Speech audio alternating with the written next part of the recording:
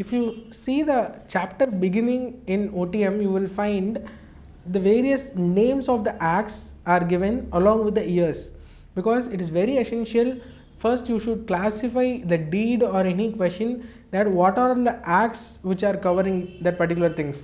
You can immediately start writing when they ask either a deed or even a theory question, acts covered, start putting so and so act, so and so act, so and so act. In that standard three things which you can always write is Registration Act 1908 and Indian Stamp Act 1899 and Arbitration and Conciliation Act 1996. These are the standard things which you can write almost for all the deeds, because always any deed will have an impact as on Registration Act, whether it requires registration or not. So you have to mention, as per Registration Act 1998, registration of this deed is mandatory or it is optional. Then you have stamp duty. So for stamp duty aspect, you have Indian Stamp Act. So as per Indian Stamp Act 1899, that deed shall be stamped. So you have to mention this for all the types of deeds. So make sure when you are reading the deed, you classify your mind and put this as a particular separate aspect while taking notes, that is whether that deed requires registration, whether that deed to be stamped. Then also the arbitration clause will come almost in all the deeds, to ensure that instead of going to the civil courts, we settle the disputes on our own. And the drafting of that arbitration clause itself is a 5-mark question.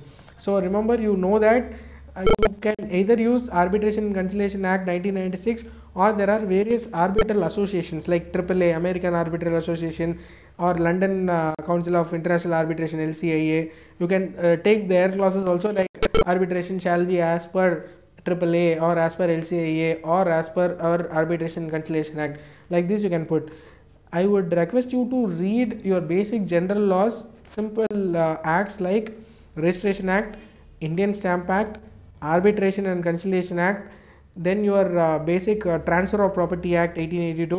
All these things I would request you to retouch it, and you have to also remember Indian Partnership Act 1932, because you have a chapter on that, and when to become a partner, how to retire as a partner, and what is the partnership agreement, and all those things are also there in your syllabus.